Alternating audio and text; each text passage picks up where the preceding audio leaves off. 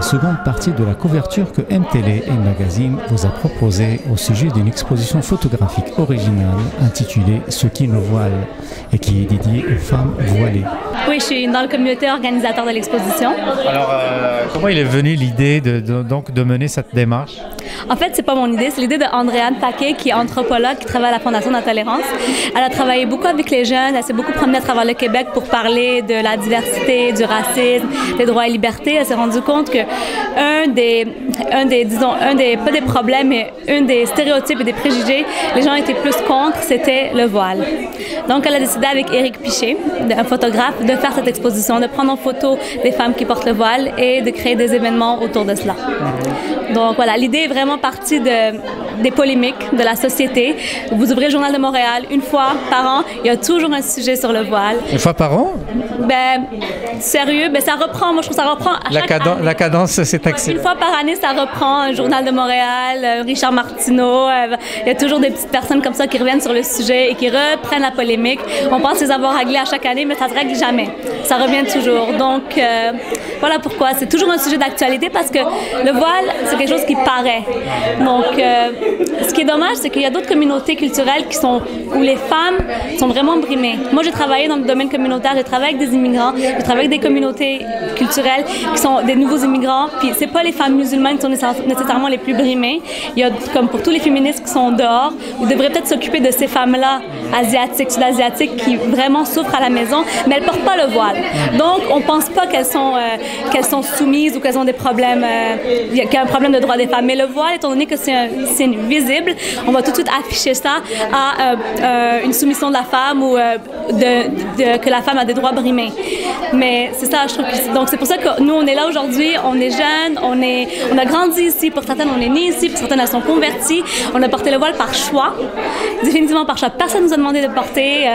Au contraire, des fois, nos parents nous ont un peu non recommandé de le porter parce qu'elles sont au courant de tout ce qui se passe dans la société. Je parle beaucoup, hein? Donc c'est ça, je pense qu'on devrait laisser un peu tranquille le voile, laisser ça de côté, puis s'occuper sur les vrais enjeux, les vrais problèmes de droits des femmes. OK. Est-ce que vous pensez que les détracteurs du voile, on va les appeler comme ça, pourraient être attentifs quand il y a des messages du genre?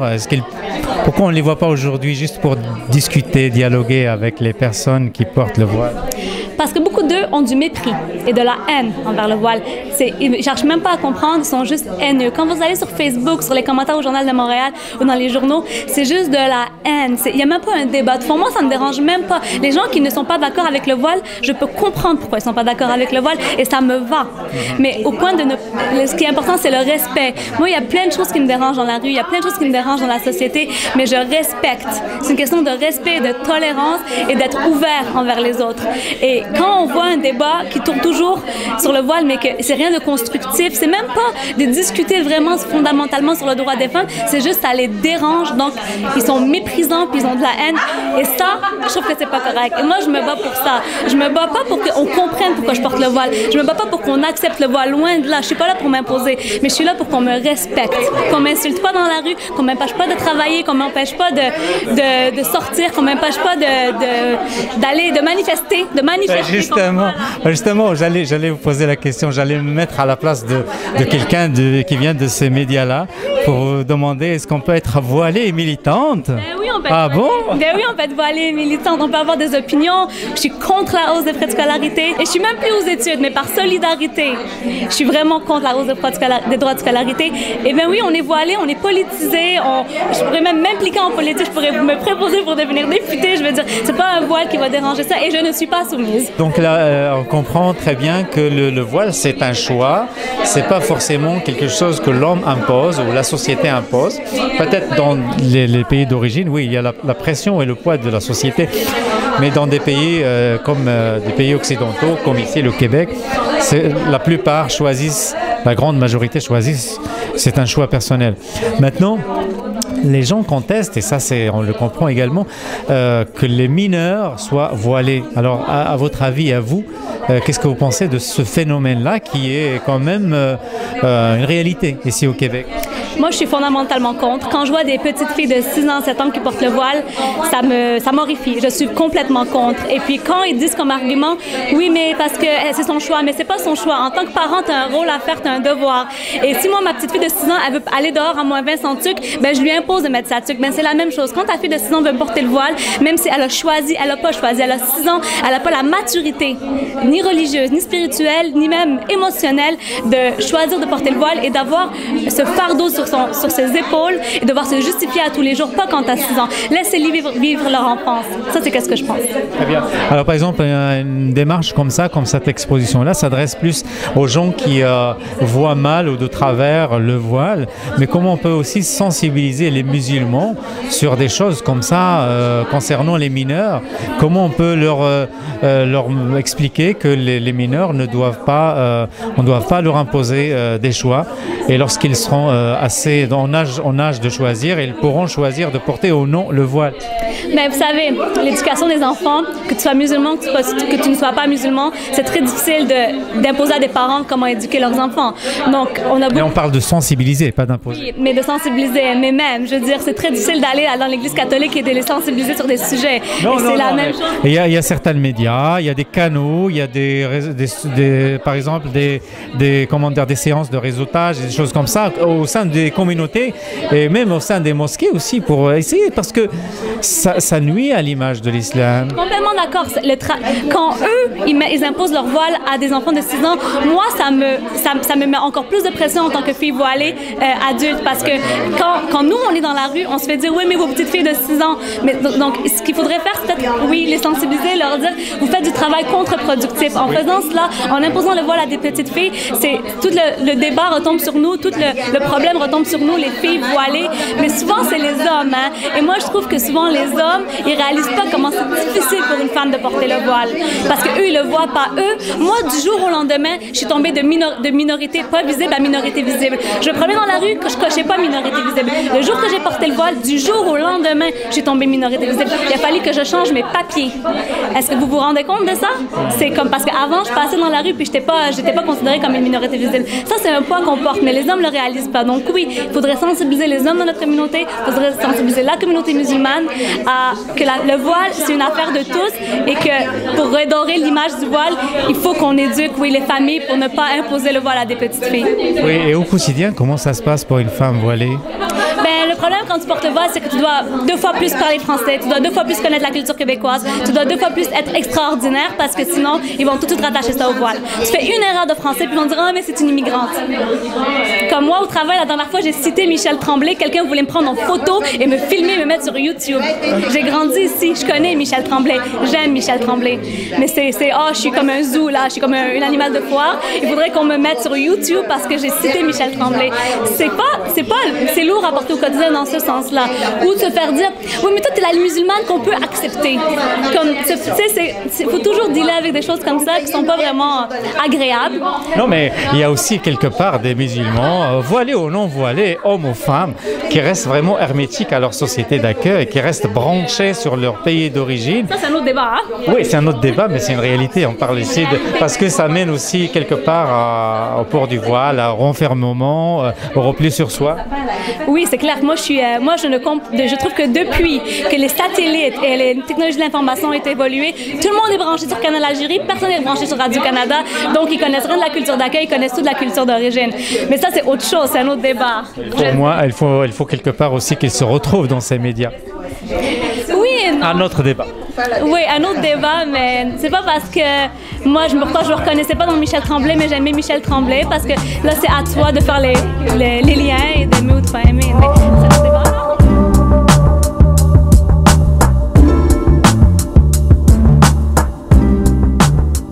Alors donc, vous venez visiter l'exposition. Comment vous trouvez d'abord l'idée? C'est super. C'est super. Ça vient répondre à quoi exactement? De pouvoir plus nous connaître entre nous, que tout le monde ensemble, qu'on habite tous dans cette ville ou cette province ou ce pays, puis tout le monde est différent, donc c'est d'ouvrir les voies de communication. Est-ce que vous pensez que les tableaux ou les photos que vous avez vues aujourd'hui vous ont apporté quelques réponses, quelques informations sur les femmes voilées? Bien, je trouve les photos magnifiques, puis la diversité aussi, c'est super intéressant de voir les photos. Je pense que j'étais déjà quand même assez sensibilisée à la question. J'ai déjà travaillé dans les écoles secondaires de parler des préjugés, la discrimination. Donc, on parlait beaucoup justement de ces questions-là, mais je trouve ça magnifique. Très bien. Est-ce que vous venez de rencontrer du monde, enfin des femmes voilées, et vous les connaissez puisque vous avez de l'expérience là-dedans? Oui. Est-ce que ce sont des femmes soumises? Est-ce que vous sentez qu'elles sont obligées de porter le voile? Mais non, pas du tout. Pas du tout. Et aussi, je trouve ça intéressant, leur intérêt de vouloir participer au projet. Et c'était vraiment ça, de pouvoir ouvrir la communication et que la communication se fait honnêtement. C'est pas les personnes qui parlent dans le dos, qui font des jugements sans... Souvent, les personnes ont trop peur de demander une question ouvertement et honnêtement à la personne parce qu'ils sont gênés ou ils ont déjà plein d'idées préconçues. Donc, je trouve ça, c'est super beau. Est-ce que vous pensez que les femmes voilées ou le fait de porter le voile va à l'encontre des accomplissements de la femme québécoise et de la Révolution tranquille? Est-ce qu'il y a une contradiction là-dedans?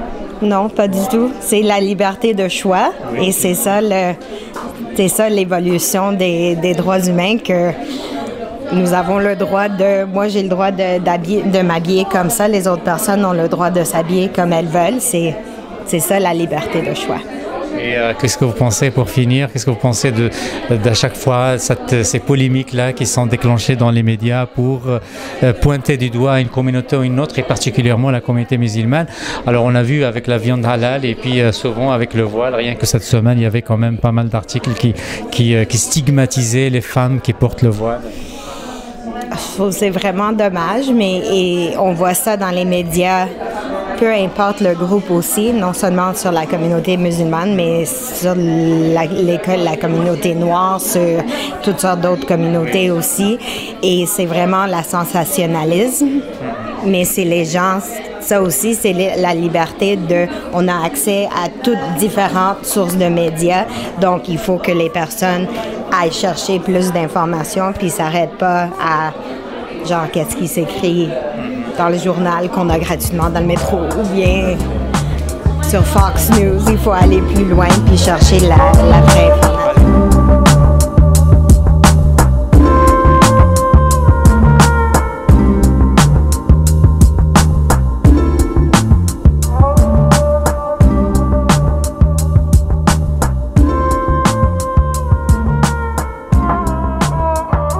Alors, Dalila Awada, donc ainsi, tu ne peux pas être tolérée.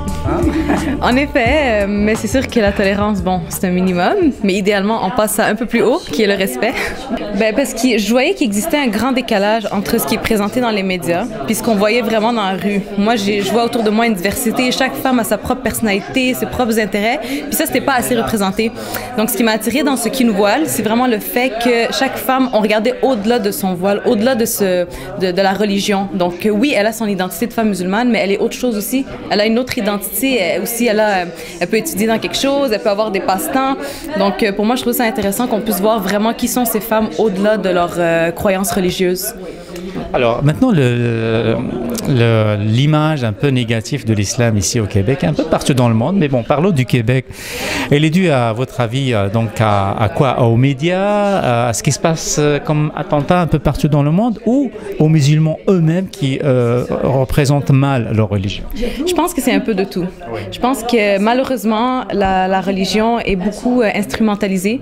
Elle est souvent utilisée à des fins politiques, puis ça détourne complètement de l'objectif de l'islam, de la religion en général, qui est la foi, la spiritualité. l'homosexualité. Donc ça aide pas. Oui, il y a du travail à faire du côté des musulmans. Il y a des mouvements très radicaux, très extrémistes qui nuisent beaucoup à l'image, mais aussi les médias.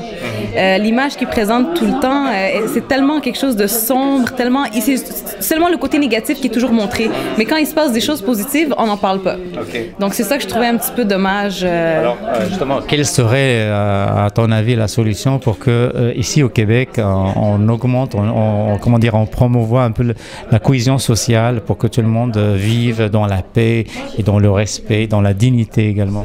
C'est la communication. Je pense que tout passe par là. Donc avec des événements comme ça nous donne l'occasion d'avoir des espaces de dialogue où les gens sont pas obligés de se convaincre qui a tort, qui a raison, mais ils échangent des idées, ils échangent des perceptions, ils posent des questions sans tabou. Donc pour moi, tout va passer par le dialogue. Alors c'est comme ça, je pense qu'on va trouver des solutions. C'est en discutant. Donc il faudrait qu'il y ait plus d'événements de discussion comme ce soir. Alors, dernière question. Alors, les femmes ici au Québec, elles sont issues de cette révolution tranquille que les nouveaux arrivants ne connaissent même pas. Les nouveaux arrivants ne connaissent même pas la laïcité.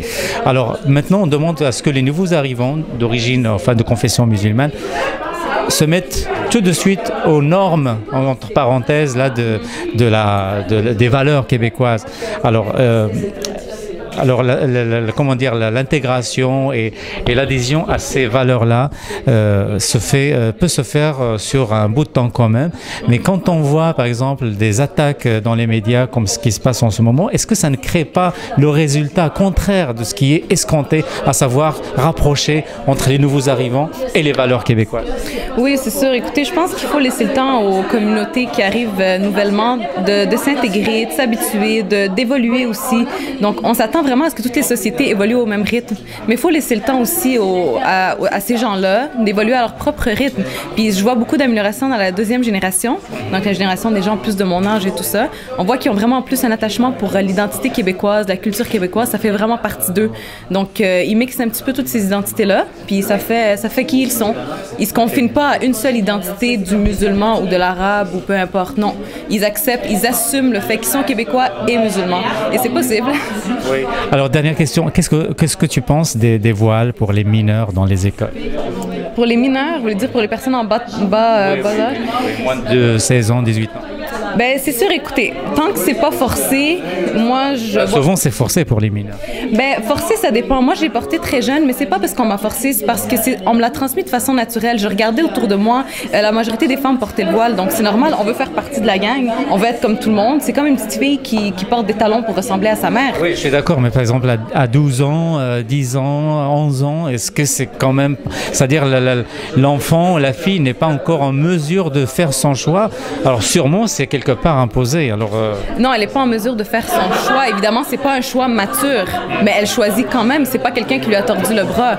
Mais je dis pas que c'est correct, mais c'est comme ça. Tous les enfants veulent ressembler à leur mère, à leur entourage. On se cherche un petit peu à l'adolescence, donc on veut ressembler à un certain groupe.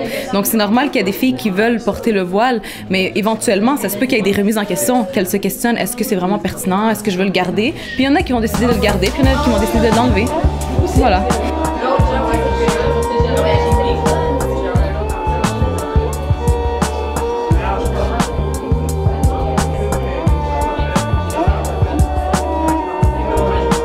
Alors, Monsieur Trudeau, donc vous avez fait un tour à cette exposition.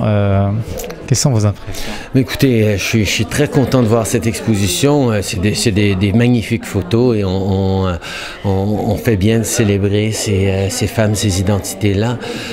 Mais pour moi, l'important de l'exposition, c'est pas que moi je la vois, c'est que beaucoup plus de gens la voient. Oui. C'est important de comprendre que le voile, qui est devenu un symbole très négatif, ne doit pas être perçu comme ça. C'est un élément culturel, identitaire, religieux dans bien des cas, mais c'est un choix que les femmes font de le porter et de comprendre que on a besoin de plus d'ouverture dans cette société pour comprendre les uns les autres, pour ne pas juger, mais pour respecter les choix des autres aussi. On se dit dans cette société où on célèbre le 30e anniversaire de la Charte des droits et libertés, on se dit une société société ouverte qui ne juge pas, qui respecte, eh bien, des fois, je pense qu'on devrait l'être un petit peu plus par rapport au choix de ces femmes qui choisissent d'être voilées et de s'épanouir de cette façon. Qu'est-ce que vous pensez de certains médias qui mettent un peu le Québec sur une pente glissante en ramenant à chaque fois les débats et les problématiques de France pour les importer ici et les installer, comme pour la viande halal, et bien sûr le voile et tout ça? Non, malheureusement, trop de médias et trop de politiciens font leur argent sur la division et sur la controverse et se font élire sur cette controverse-là. C'est plus facile de diviser des gens que de les rassembler. C'est difficile des fois de mettre l'emphase sur nos valeurs communes et nos croyances fondamentales qui sont pareilles, mais c'est ce qu'il faut faire. Alors cette voie de division et de haine qui est trop facile des fois, il faut être fort et solidaire pour contrer avec des magnifiques gestes comme cette exposition. Dernière question. Est-ce que des fois, pour briser un petit peu les préjugés et pour secouer un petit peu le monde, pour ne pas juger facilement les nouveaux arrivants, parce que les nouveaux arrivants, ils ont besoin de temps d'assimiler tout ça, et puis bon, pour comprendre ce que c'est que la laïcité, ce que c'est que la révolution tranquille et tout ça, parce que les gens ne le savent pas en arrivant. Alors, est-ce que des fois, il ne faut pas cogner un peu fort?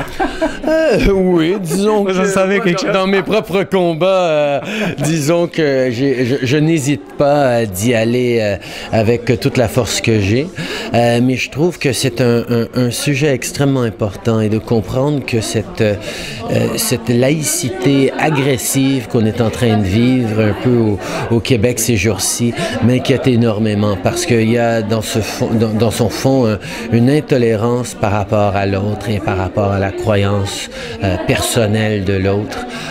Et je trouve que c'est fait au nom de la liberté, mais la réalité, c'est qu'elle est quasiment plus oppressive que n'importe quelle religion extrêmement oppressive. Et ça, de faire comprendre ça, ça choque un peu, mais ça me dérange pas de choquer les gens pour la cause d'une société libre et ouverte.